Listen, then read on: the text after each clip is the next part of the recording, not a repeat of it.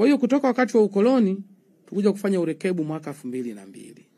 Tena kwa msaada wa Benki ya Dunia na kwa wataalamu kutoka Afrika Kusini.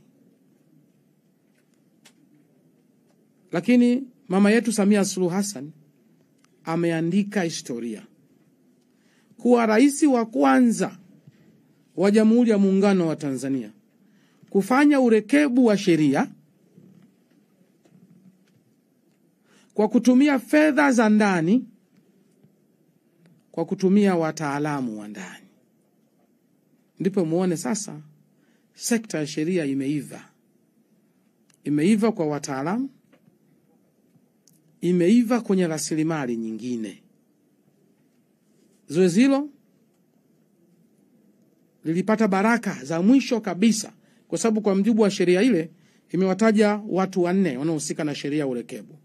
Kwanza ni mwandishi mkuu wa sheria, pili ni mwanasheria mkuu wa serikali, tatu ni waziri wa katiba na sheria, na 4 ni mheshimiwa rais. Wote wametajwa kwenye sheria ile na kila mmoja ana jukumu lake la kufanya.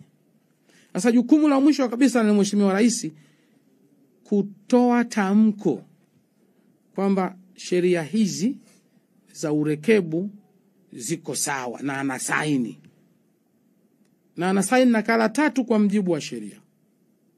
Nakala ya kwanza anaipa muhimili wa bunge, nakala ya pili anaipa muhimili wa mahakama, nakala ya 3 anaamua yeye iende wapi. Mara nyingi inakwenda kwa mwanasheria mkuu wa serikali. Kwa tarehe 23 Aprili mwaka huu Chamwino Dodoma tulikamilisha zoezi la urekebu. Kwa hiyo sasa hivi tuna sheria kama ambazo zimefanyiwa urekebu mwaka 2003 na zitaanza kutumika rasmi tarehe 1 Julai 2025.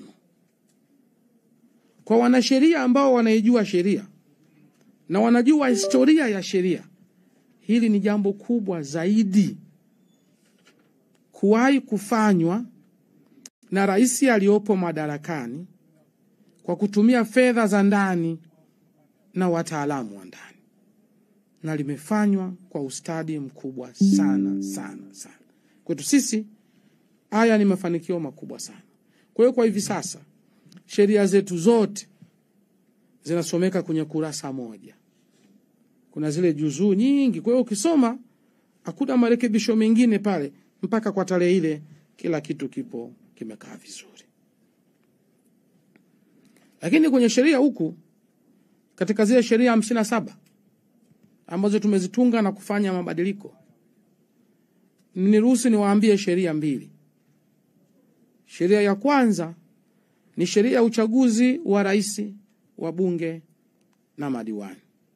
Sheria namba 1 ya mwaka 2024 ambayo ilitungwa na Bunge la Jamhuri ya Muungano wa Tanzania Februari 2024, na mimi nilipata bahati ya kushiriki kama mbunge na waziri katika mchakato huo.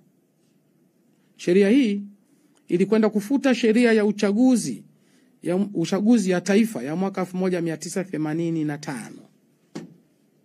Ilifuta kabisa na kuanzisha. Ndani yake kuna mabadiliko mengi sana. Lakini sheria hii na sheria pacha, sheria ya Tume Huru ya Uchaguzi, sheria namba 2 ya mwaka 2024, ambayo kwa mara ya kwanza Tume Huru ya Uchaguzi inakuwa na sheria yake ambayo inaanzishwa kama tume huru. Kwa nini tulifanya hivyo? Tulifanya hivyo kwa sababu ni rahisi kufanya mabadiliko kwenye sheria hiyo kuliko kwenye katiba. Mabadiliko ya katiba yanataka muda mrefu. Lakini tulifanya sheria hizi 2 tukazitunga upya kuwapa Watanzania wanachohitaji. Na hii inatokana na falsafa ya 4R ya Mheshimiwa Rais. Madai mengi hasa ya wanasiasa kutoka pande zote ndani ya CCM chama tawala na vyama vya upinzani yalifanyiwa kazi na yakaingizwa kwenye mabadiliko haya mawili. Waliomba wakurugenzi wasiwe wasimamizi wa uchaguzi. waliomba wapinzani. Sasa hivi sheria hizi mbili zimetoa hiyo nafasi. Waliomba mtu asipite bila kupingwa.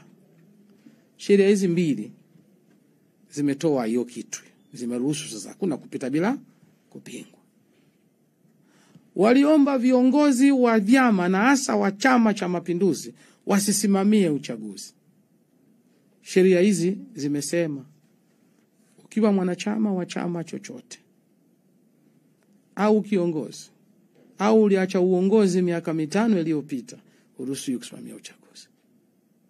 Waliomba wasimamizi wa uchaguzi wapatikane on merit. Sasa hivi nafasi hizo zinatangazwa. Watu wanaomba watafanyiwa usaili. Watakayepita majina yao yatatangazwa kwenye gazeti la serikali. Ili kama kuna mtu anapingamizi aseme, mmempitisha Damas kusimamia uchaguzi. Mbona huyu ni mwanachama wa CCM, tena mbunge, tena waziri? Waliomba wafungwa wapige kura, imepatikana hiyo. Waliomba uteuzi wa mwenyekiti, makamu mwenyekiti, wajumbe na mkurugenzi wa tume huru ya uchaguzi yapite kwenye mchakato. Imeundwa kamati ya usaili inayoongozwa na Jaji Mkuu wa Tanzania, Jaji Mkuu wa Zanzibar, mwenyekiti wa tume ya haki za binadamu na utawala bora, makamu mwenyekiti wa tume za haki za binadamu na utawala bora, pamoja na mjumbe mwingine mmoja. Hao ndio watawafanyia interview sasa. Wewe unataka kuwa mwenyekiti wa tume, unapeleka maombi, unapita kwenye chekecho pale. Watachuja majina matatu, ndio watapeleka sasa kwenye uteuzi wa mwisho. Nimesema katika zile sheria 57 zilizofanyia marekebisho, hebu ziangalieni hizi mbili. Sheria namba 1 2024 na sheria namba 2 2024. Na tuwajuze wa Tanzania kwamba mabadiliko ni makubwa mno. Na niseme tu, katika mchakato wa kutunga sheria na mabadiliko, mara zote haupati unachokitaka. Inategemeana na bunge limeamua nini. Mara ngapi serikali imepelekwa misaada kule imegonga mwamba? Mara nyingi tu. Sheria ya bima ya afya mnafahamu, wabunge walikataa zaidi ya mara 4. Makaja kupita baadaye baada ya marekebisho mengi. Kwa hiyo mwenye kauli ya mwisho ya mabadiliko haya ni bunge.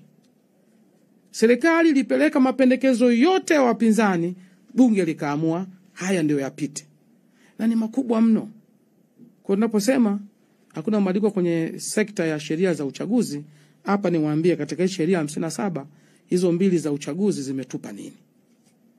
Zimetupa uwanja mzuri wa kufanya uchaguzi huru na wa haki. Ile tume ya uchaguzi, tume huru ya uchaguzi, tunaiona sasa kwamba kweli ni tume huru ya uchaguzi.